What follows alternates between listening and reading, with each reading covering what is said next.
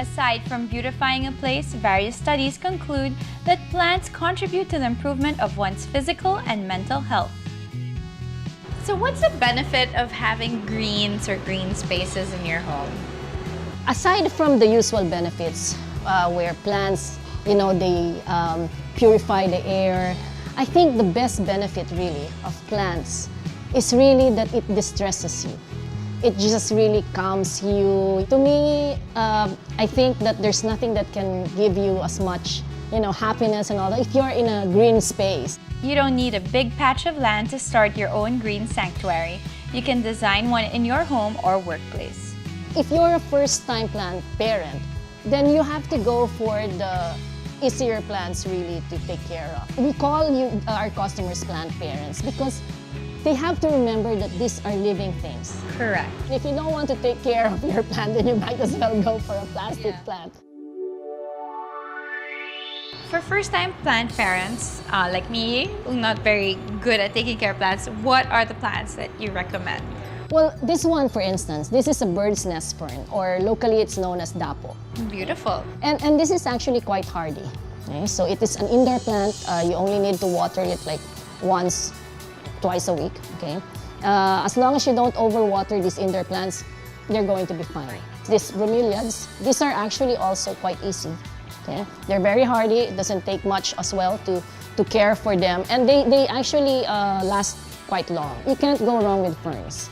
Rubber plants are easy. Okay? This fortune plant, these are actually also quite easy. These ones are Hoya. These are not traditionally used as ornamental plants for standing pots, but we actually love this because the Hoyas are actually also quite sturdy. I mean, if you touch the leaf, it's like it's a very thick leaf. Usually, when you touch it, like rubber plants, for instance, if the leaves are a bit hard, it's a little sturdier as well. Correct, because it retains water then, so less fickle. You can just put some stand. Okay? And allow them to climb. And it actually looks quite nice with all the yeah, foliage nice. and leaves. I like it. So with plants, I know you have to water them and care for them, but question is always how much water, right? I think one of the common ways to kill a plant is overwatering.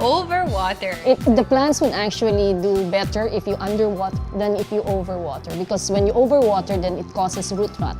And that's going to be difficult to reverse. We do suggest that you have a moisture meter.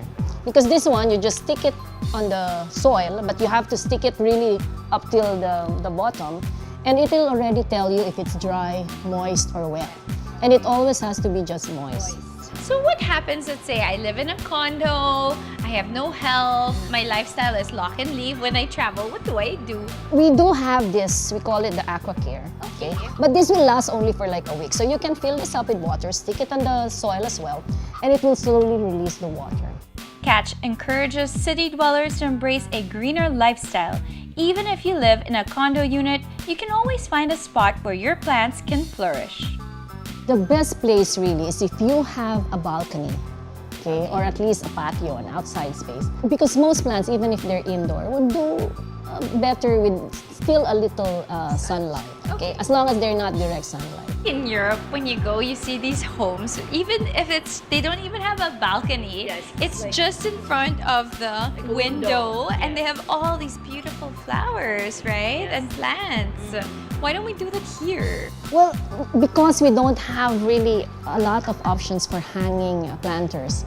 And that's what we bring. I mean, there are so many options here. You can have a single one. This is so cool. Look at that. Okay, so you literally just put that on the ledge. Exactly. And we know that the sizes of the railings can be different. So we have really different sizes. Corners are definitely the logical places for planters. And depending on your space, I mean, you can have like a nice setup. We actually have a kitchen setup because we believe that in the kitchen, it actually also brightens up your space if you put a little plant. And for growing herbs. For growing herbs as well. Especially now, a lot of people are going like organic and all that. They want to grow their own herbs. And you know, we have all these containers for herbs. And in fact, like this one makes it really easy for you because It's actually like a self-watering as well. Wow, Okay? that's amazing. So you just put water there and it takes That's care so of itself. cool. When you're choosing the plants, right, like in terms of aesthetics, is there a rule? Like sometimes do you have to add plants of different colors, different types of leaves? It's really all about styling. I mean, there's really no rule because sometimes, for instance, a planter this high, you would think that probably you also want some height. You can actually also have like just hanging plants. So, or you can have it like just a bunch. At the end of the day, it's really whatever makes you happy. Plants talaga, no? They only need water and Practically sunshine. water and sunshine and a little love. And that's it. And it's good to That's go. amazing. I guess number one tip is talk to your plants.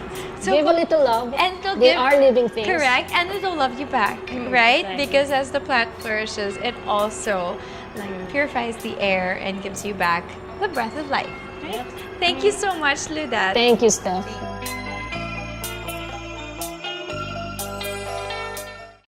Don't miss out on the freshest stories in and around the metro. I'm Stephanie. And I'm Bianca. We've got you covered here on Modern Living.